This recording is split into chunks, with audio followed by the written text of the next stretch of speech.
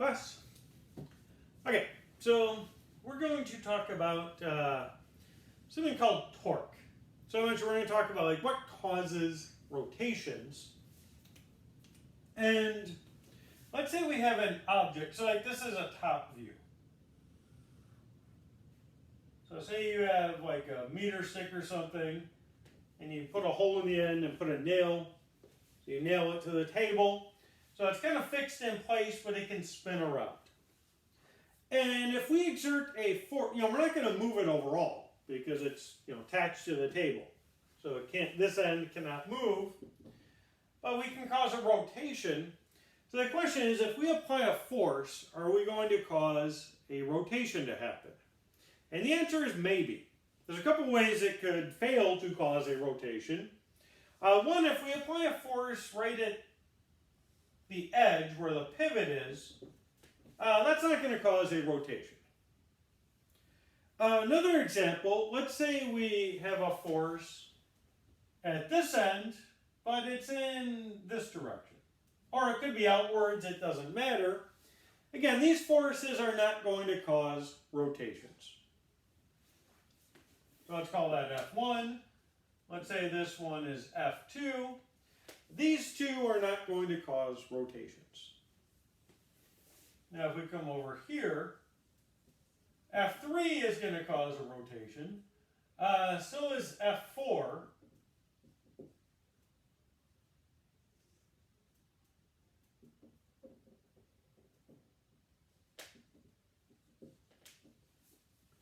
And so will F5.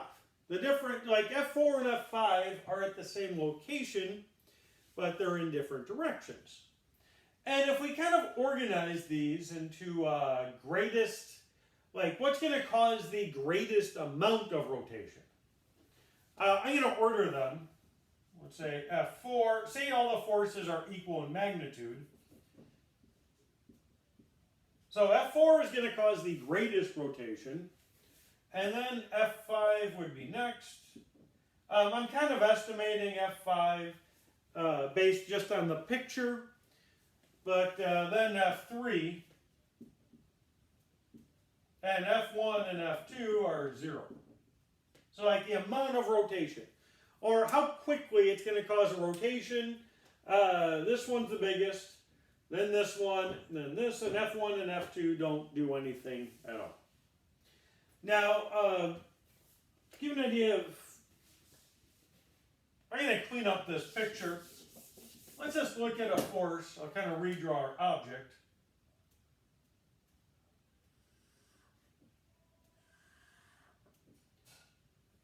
So let's say we apply a force here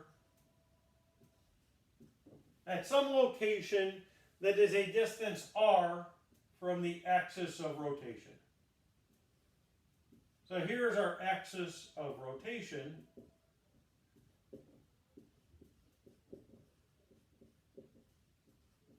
Here's our force applied a distance r from that.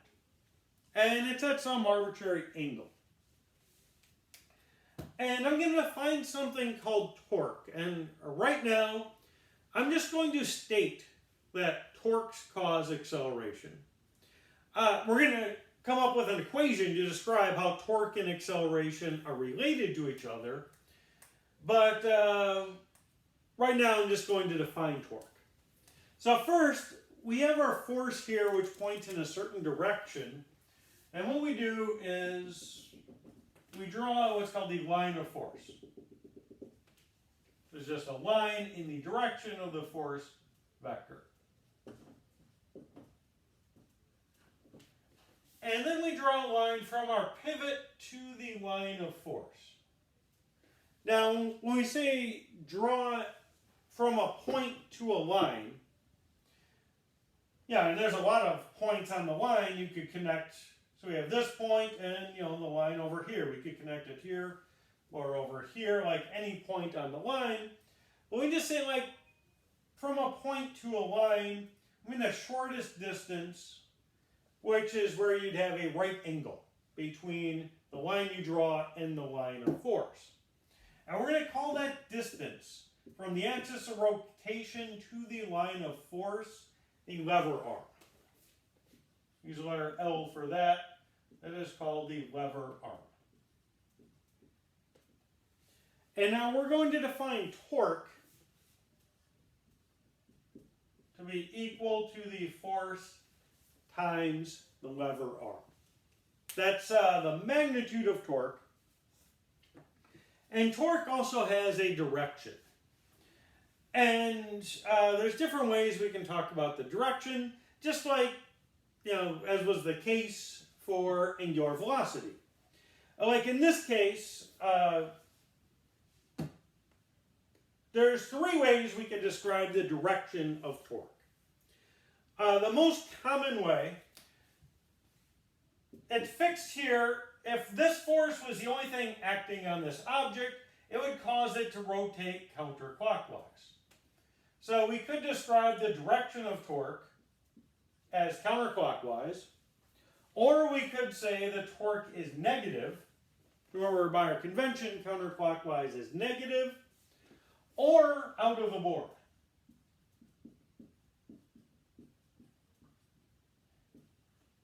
So three different ways to describe the direction of torque. Now, probably the best way to do it is out of the board, like the most general way, because that would apply to an arbitrary, an object that can rotate freely around any axis. And yeah, so again, right-hand rule, counterclockwise rotation, out of the board. But usually, if we have a fixed axis of rotation, we use one of these two. Whichever one you prefer is fine. Now, I want to look at a special case of torque. What if our force is perpendicular to the object? Or say we have an object that can rotate about an axis here. So the axis is going out of the board. And what if we apply a force here? A distance r away. In that case, it's already perpendicular. So the torque would just be the radius, or like the distance from where the force is applied, times the force itself. Now, we should probably talk about units here. Let's see. Torque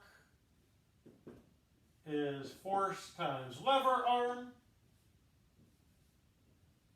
Forces are in newtons. And the lever arm, that's a distance that would be measured in meters. So we can say torque is Newton times meters. Now we've seen that before. A Newton times a meter is a joule. But we do not call this a joule. We just leave it Newton times meter. Some books actually say, why don't we call it a meter times a Newton, just so we, to make this distinction between a joule. Just put the meter first. But that just sounds funny, so I don't do that. But just know when you're talking about a torque, remember, like a joule is a unit of energy, or work, which is a scalar. And torques are very different things. They are vectors. And so we don't want to compare torques to energies. And so even though they have the same units, we just call them newtons times meters. Okay.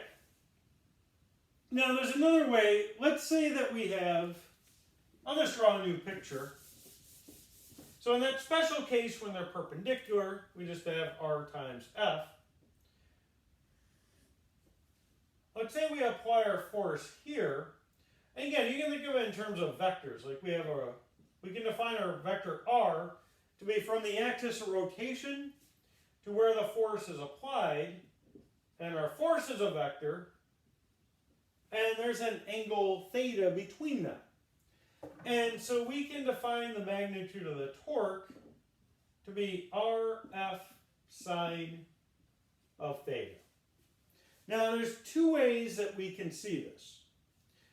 One is just go back to our definition here. If this angle's theta, that would make this angle theta. And we can see from this triangle here, sine of theta is equal to L over R, or L is R times sine of theta. So if you plug that in, you have FR sine of theta, which is the same as RF sine theta. So that's one way we can see that this works. We can just go right to the definition and, this triangle, and see that that is valid. Another way we can do it, though, is to look at our special case. Remember, if our force is perpendicular, then the torque is just R times F. So here's our force perpendicular. Torque is R times F. And so what we can do is, if we have a force that's at an angle, we can break it into components. Where this component would be F cosine theta, and this one is F sine theta. Now this one is just pulling directly away from the axis of rotation. That's not going to do anything. If you go to the door and say, you grab the handles and just pull directly away from the hinges, nothing's going to happen. Unless you pull too hard and rip the hinges off the wall. Well, it's not going to cause a rotation. So the torque due to this force is 0. And the torque due to this force would just be this force times the distance. So, R times F sine theta. So different ways to do it. I'll write them both down. I like the lever arm approach. Personally, and the reason why I like the lever arm approach is really, when you're solving problems, sometimes it's just a lot cleaner. Like if you have a picture, you can get by without drawing extra things on the picture, like breaking forces into components or things like that. So sometimes it's just cleaner to use this, but they're both just different ways of saying the same thing. Okay, so we define torque, and I'm claiming that torques cause angular accelerations. They cause things to rotate. Now we haven't really shown exactly how they do that yet, but just from, experience, you can see that that is the case. All right, now, one very important application of torque has to do with things that don't rotate at all.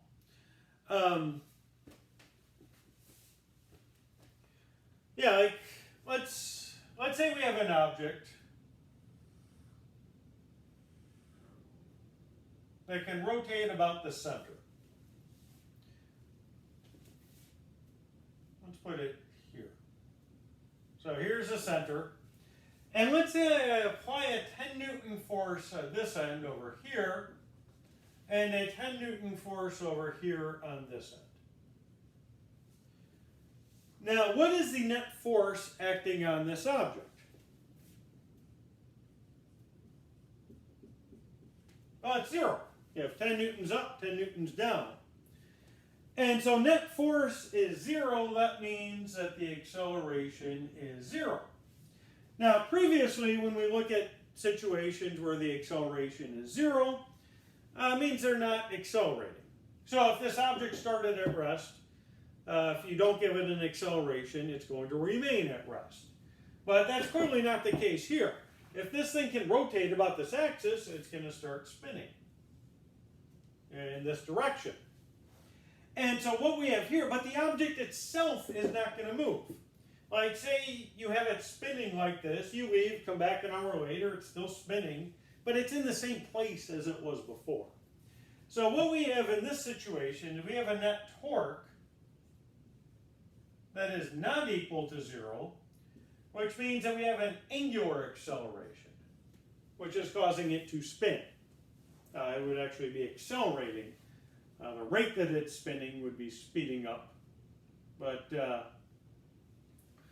anyways, the important application I had in mind, though, is very often we want things to be in equilibrium, where they're not moving. Like say you design a bridge. You don't want it to move. And so in order to do that, you have to make sure that the net force acting on it is 0, but you also have to make sure the net torque acting on the object is 0 as well. So I'm going to look at an example of this. Say we have like a seesaw type object.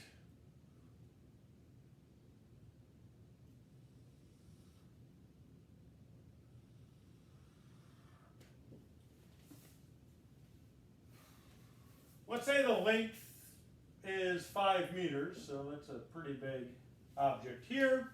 But it's balanced right in the middle. All right, it's free to rotate right about the center. And so if you leave it alone, it's probably not going to go anywhere. Although it would have to be designed fairly well to have it rest perfectly horizontally. But let's say one person stands here.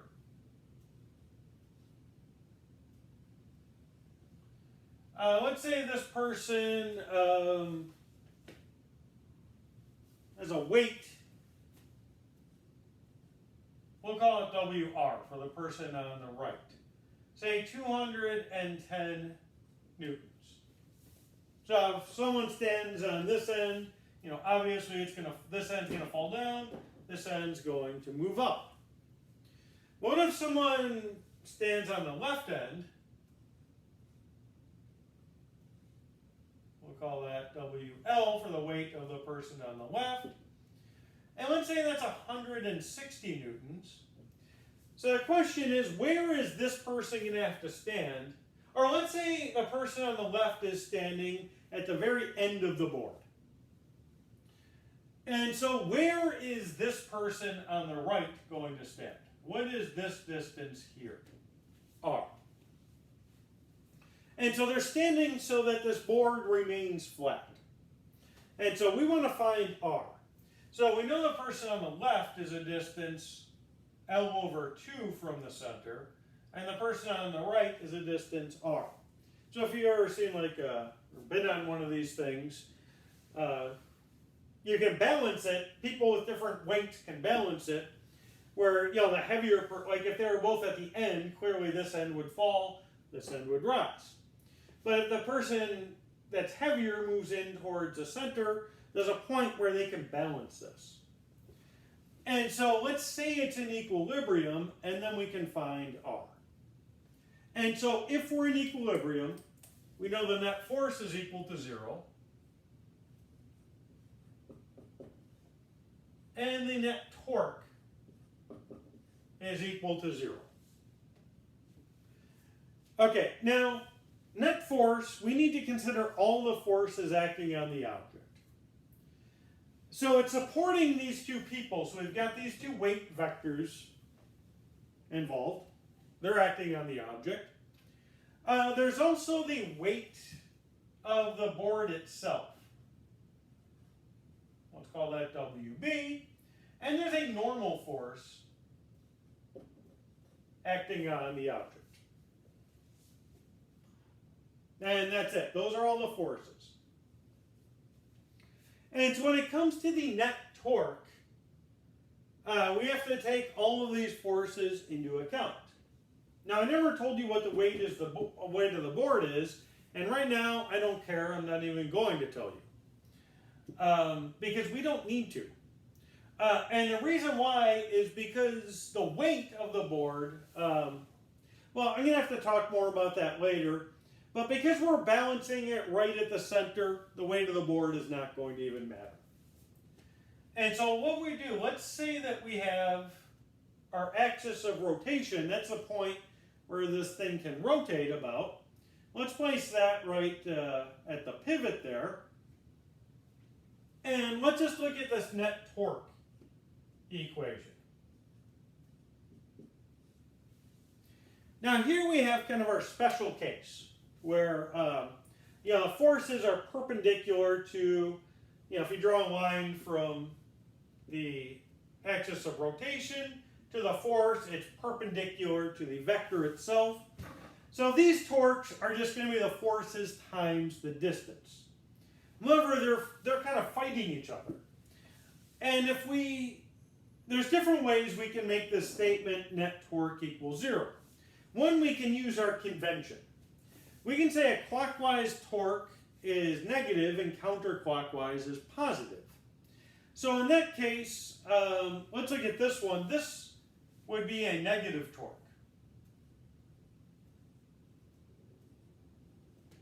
This person on the right would be causing a clockwise rotation, where this person would be on the left is causing a counterclockwise rotation. So one's positive and one is negative. So one way to do this is we can say net torque equals 0. And let's start on the left because that's a positive torque. We'd have 160 newtons. Remember, in this case, it's just force times distance. And this distance is L over 2. That would be 2.5 meters. Let's do it like this. So that would be a positive torque. And then we add the torque due to this force, which is negative. So we can write minus 210 newtons times R and set that equal to 0. So net torque equals 0. These have to be careful with our pluses and minuses. And we can then move this other term to the other side. So 160 newtons times 2.5 meters equals 210 newtons times R. Now another way we can say this, state this equation, net torque equals 0, we can say that total torque clockwise equals the total torque counterclockwise. So, it's another, just like if we said net force equals 0, we can say the total upward force has to equal the total downward force. Okay.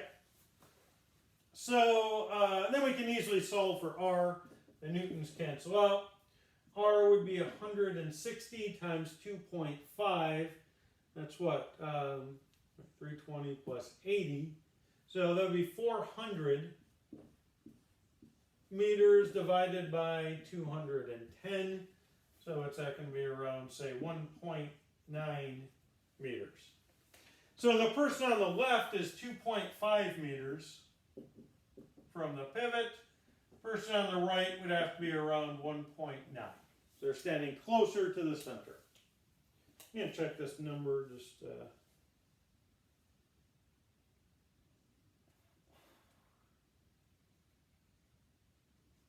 Yeah, 1.905, so that was actually very close. Okay. So this is an example of a subject we call statics, where the net force equals 0, net torque equals 0.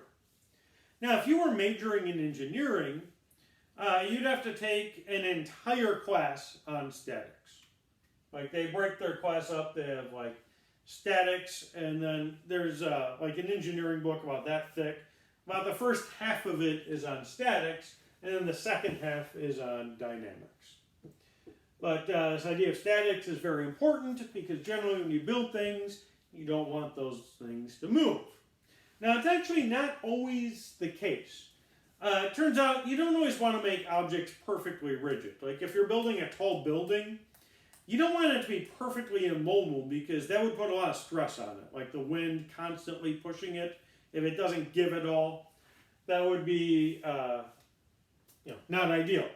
And so, some objects are designed to actually sway a little bit and much stronger overall that way. Just by giving in and allowing itself to move a little bit, it doesn't stress the components as much, which over time would cause damage. But generally speaking, we're going to design things so that they just don't move. Okay, so that's an example of a static equilibrium problem. Now, I want to look at another... I don't want to look at another example just yet. I'm just going to write it down. We won't actually solve it, though. But let's say we have a board we have, like, say, a post here and a post here. And we have a board So posts are basically at the ends. And say somebody is standing near one end. And so, like, what are the forces on, like, say, FL and FR? Now, this problem would actually be a little bit difficult to solve. Let's see, I know I wrote one down in the notes. Yeah, let me just read the problem. It's kind of similar to this, but it says, a woman whose weight is 530 newtons is poised at the right end of a diving board with a length of 3.9 meters. Then it says the board has negligible weight. And so that makes it a solvable problem. But what if the board has weight? You know, why do we care? Why is that a problem? Why don't we just take that into account? Weight, it's a force of gravity. That's a vector. The problem is, where do we put it? Like, where is gravity acting on this board? And the answer is acting everywhere on the board. And so to calculate the force, you know, we need the force to be located at one particular location. And gravity acts everywhere, so that's a bit of a problem. So how do we deal with gravity? And actually for a board, we can actually do that using just algebra. Here, I'll show you. So what I did is took a board, and well, it's in the notes. You can always look it up there as well. What if we break it into pieces? Like here, I broke it into 5 pieces, and each piece we'll put right in the center, or we'll put gravity right in the center of each of those pieces, and say like the mass of each piece is 1/5 the mass of the board overall. And the width of each piece is 1/5 of the length of the board, and we can approximate the torque by just considering like those 5 forces. And we can improve that by breaking it up into more pieces. And if you really want to go through this, you can even prove the result accurately using algebra. But this general technique of breaking things up into pieces and adding up the pieces, that is calculus. But yeah, you can actually prove it in a case like this without calculus, just using algebra. Go through this process where you break it up in an infinite number of pieces and add up the torque due to each piece. Yeah, we're not going to do that here. It's in the notes if you want to see it. What we're going to do is let's look at examples. Say we have a hinge here. So we have an object that can rotate freely about this hinge. Let's ignore friction. And if we place it so that that's, obviously the fringe is exerting an upward force, but it can rotate here so the torque due to this force is 0. But gravity is going to cause it to fall. It's going to cause this to swing down. And so gravity is clearly exerting a torque. And so what I'm going to say is, what if we decide, let's say that this board has a mass M. And so the weight of this board, like the force of gravity, is mg. And what if I place all of gravity here? What is the resulting torque going to be? Well, it's going to be 0. So if we place mg here, the torque we get is definitely too small. It's 0. So if all the weight was here, if we apply the force of gravity here, the torque we get is 0. That's obviously not going to do. Because, it just doesn't match up with reality. We know it's going to fall downwards. If I can convince you that if we placed it over here, the torque would be too much.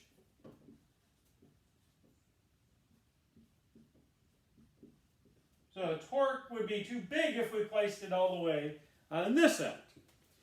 And again, I hope you just accept that is true. That if we place the torque here, it's going to be too much. And, just intuitively, you hopefully expect that because, there's mass distributed all throughout. So again, if you picture, you break it up into pieces, the torque due to each piece gets more significant the farther you are. So by placing mg here, you're considering all the mass here, which is clearly going to be too large. It's,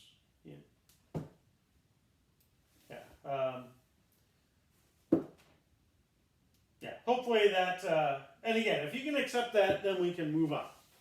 The point is, as we move this vector, if we apply, some other point here, if we're over to the left, it's probably too small, but if we just start moving this over, eventually we'll get to a point where the torque, we can consider gravity is acting on this one single point, where the torque is just right.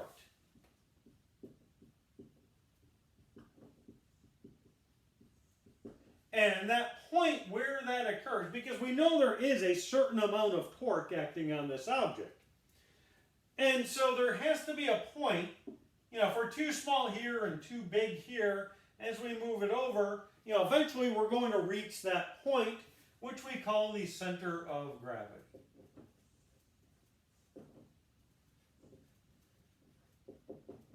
And just by definition, the center of gravity is that point where if you just imagine that all the mass of your object was concentrated at that point, it would give you the right amount of torque. Now the question is, how do we find the center of gravity? And again, there's this mathematical approach where you break this up into pieces, calculate the torque due to each piece and add it up. We're not going to, the mathematical technique would be a little different than that, but that's the idea. We're not going to do that because that requires calculus. But generally what I'm going to say is center of gravity is basically equivalent to the center of mass. And what I mean by basically equivalent, they're basically the same point, even though they mean different things. And technically, they're not always going to be the same point. An example, say we have a perfectly rectangular building. Now, the center of mass would be right in the middle.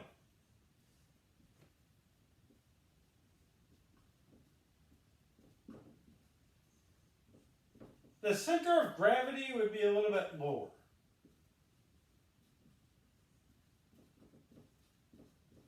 Now, why would the center of gravity be lower than the center of mass? And the reason why is that gravity is stronger at the bottom of the building than at the top. How much different? Not enough to really notice in almost any application. So effectively, even though they mean different things, like that difference is so small, you're not going to ever need to worry about it. So we can just say the center of gravity is equal to the center of mass. And we're only going to deal with objects where the center of mass is easy to find. Like if we have that bar, the center of mass would just be right in the center. If we had a circular object, the center of mass would be, like say this was a disk. The center of mass would just be right in the middle of the disk. Now, an interesting example is what if we had a ring?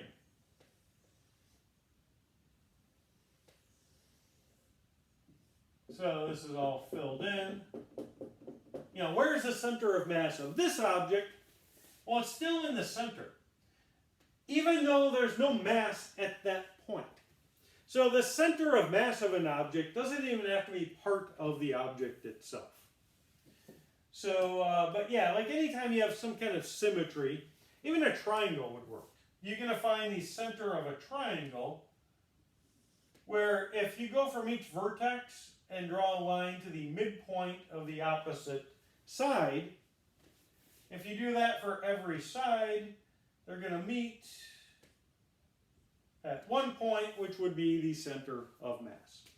So generally, when it comes to dealing with gravity, you can apply gravity to the center of the object and act as if gravity only existed there.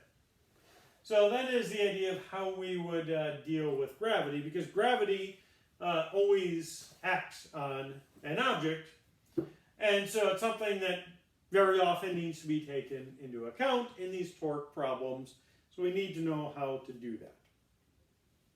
Now I'm going to say one more thing about this, and then we're going to do an example during the review. It's a great example. It's in the notes, but definitely worth going over in class. Let's say we have an object with various forces acting on it, and say it's in equilibrium. So it's not moving, it's not rotating, it is completely fixed. We call that static equilibrium. Because you can have the net force equal to 0 and the net torque equal to 0, and it could still be moving and rotating, just no accelerations involved. But say we're in static equilibrium.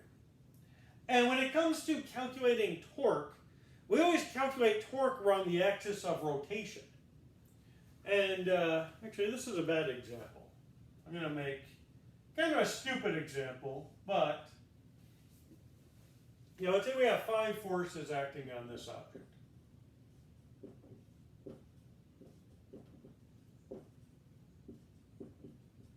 But remember, we always calculate torque about the axis of rotation, but what if our object isn't rotating? Where do we place our axis of rotation?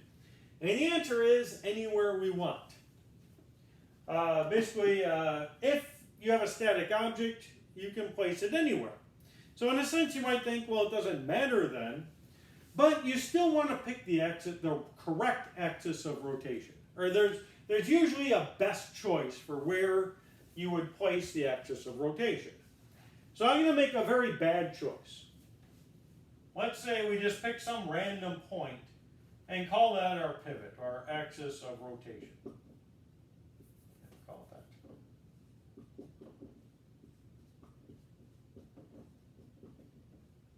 that. And then setting up our equation, we would have the net torque equals 0. I'm just going to write it this way. We'll have F1. I'm just going to say L1 is the lever arm due to force 1. We don't know what that is. We'd have to find it, so it would be like this. We're not going to actually bother with it, but that would be L1. Now, this would cause a clockwise rotation, so that would be negative.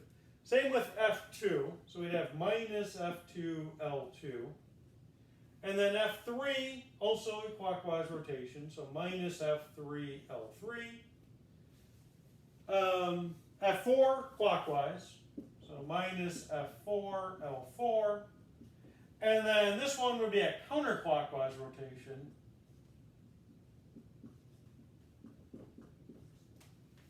Now that's some equation. We've got 5 forces, and very often our goal is to find what these forces are, and so probably won't know many of these forces. And so we have one equation with 5 variables, 5 possibly unknowns. And so, that's one choice, and this equation is correct. But let's look at another case. Let's say, I use a different color here. Let's say we pick this as our axis of rotation.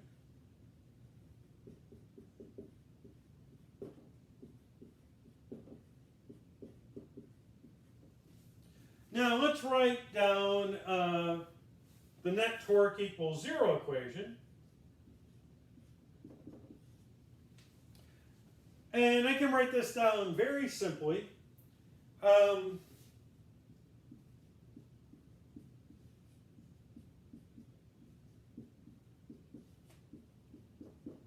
That's it.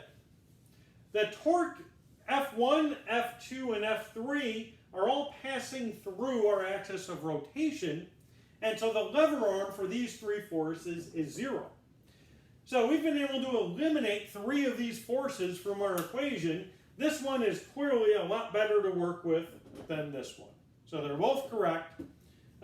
saying goes, all of these choices are equal, but some are more equal than others.